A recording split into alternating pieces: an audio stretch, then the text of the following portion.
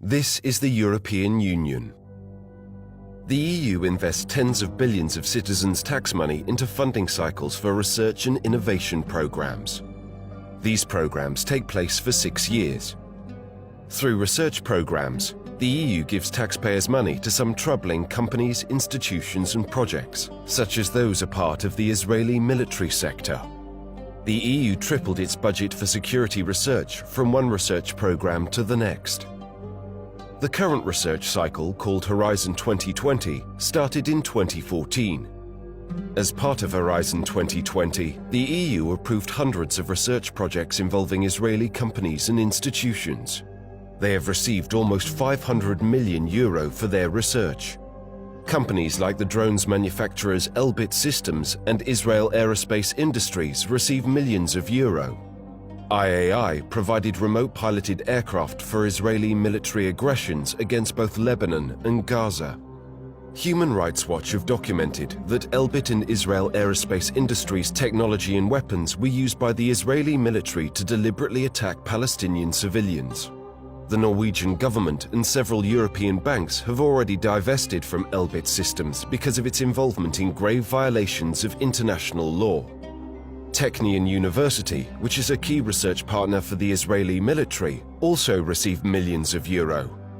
Elbit, Israel Aerospace Industries, Technion and others research and develop weapon systems that are used by Israel to perpetrate crimes against Palestinian civilians.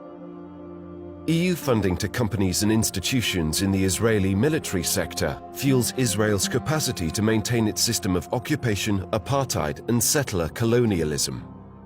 The problem is not only funding human rights violating companies, but also funding certain dual-use research projects.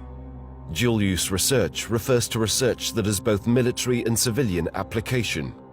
EU rules forbid funding for military research. However, the guidelines on dual-use allow for the development of military technology as long as the project itself aims at civilian use. In both the last 2 EU research cycles, various dual-use projects involving Israeli military entities received funding. Dual-use is a constant feature of Israeli-developed technology. EU funding to Israeli military companies raises doubts about the EU's attention to grave misconduct of companies, possible destination of technology, and future adaptation of dual-use technology. On the one hand, the EU claims to support human rights promotion, international law, and corporate social responsibility. But on the other, the EU fosters relationships with human rights violating companies that violate those exact principles, including the UN Guiding Principles for Business.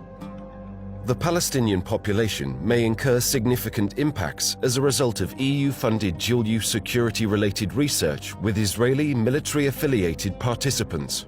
Such dual-use research will also serve policies that violate refugee rights and lead to the militarization of our societies. The EU and its member states admit that Israel systematically violates international law through its military occupation and attacks on Palestinians. Yet they continue to reward the Israeli government and Israeli arms companies with research funding, contracts and trade deals that feed Israel's military-industrial complex. The EU must stop using taxpayers' money to finance Israeli occupation, apartheid and settler colonialism. It's time for European citizens to demand not a penny more of their tax money be spent on Israeli military companies and institutions. It's time for the EU and its member states to respect their own legislation and obligations under international law and to implement an immediate two-way military embargo on Israel. To find out more about how to get involved and to take action, check out our website www.eccpalestine.org and follow us on Facebook and Twitter. The time to act is now.